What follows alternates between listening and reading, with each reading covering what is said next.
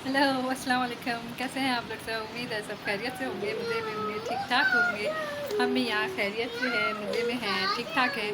और मॉर्निंग हो गई थी, सुबह सुबह उठ के बैठ गई थी ये, और दूसरी भी उठ गई है। पता नहीं किसको देख रही है गैलरी में। अन्नू, अन्नू, क्या देख रही हो? क्या देख रही हो? आजकल कुर्सी रख के खड़ी हो जाती है और गैलरी में देखती रहती है, या चीज़ें ऊपर से फेंकती रहती है। आधा से ज़्यादा सामान तो ये गैलरी से नीचे फेंक चुकी है। हाँ, क्या हुआ? चलो आओ, नाश्ता करें। नाश्ता करने चलें? नाश्ता कर लो, आ जाओ।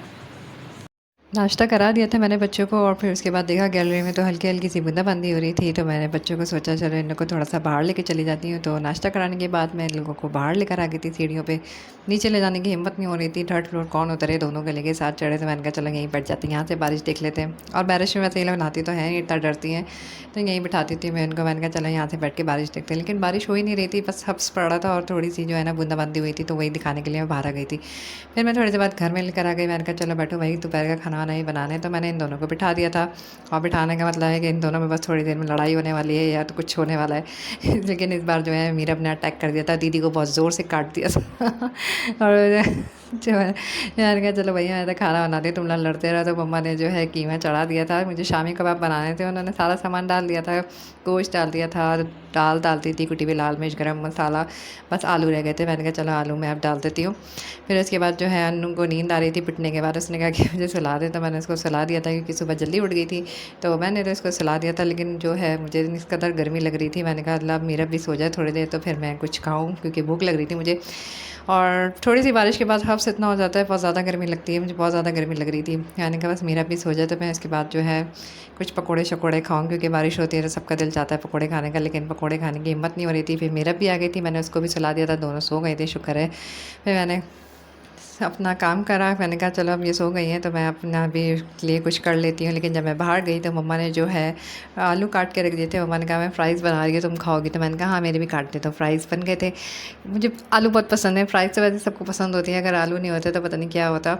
लेकिन बहुत अच्छे लगते हैं आलू। तो मैंने जल्दी जल्दी से फ्राई करके, और जो है इसमें चाट मसाला केचप डाल के खा ली थी। मैं ज़्यादा कुरकुरे नहीं खाती, मैं नरम नरम आलू खाती हूँ। बाकी जो है ना ये लोग घर वाले बहुत कुरकुरे क्रिस्पी से खाते हैं, लेकिन मुझे नरम नरम पिचके हुए आलू अच्छे लगते हैं मुझे बहुत। तो मैंने अपनी फ़्राइज़ वगैरह खा लिए थे।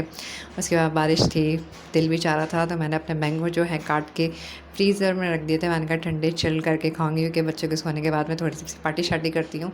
तो वो दोनों सो रही थी सुकून से, तो मैंने जल्दी से फटाफट से चिप्स खाए और आम खाया। मैं अपने काम के लिए चली गई। मैंने कहा देखा कि गोश्त भी गल गया और चने की दाल भी गल गई है, और दोपहर का खाना ही बनाना था। तो मैंने जल्दी से इसको निकाला और फिर इसको पीसा अच्छी तरह से, और अच्छा हो गया था, सारा बन गया था।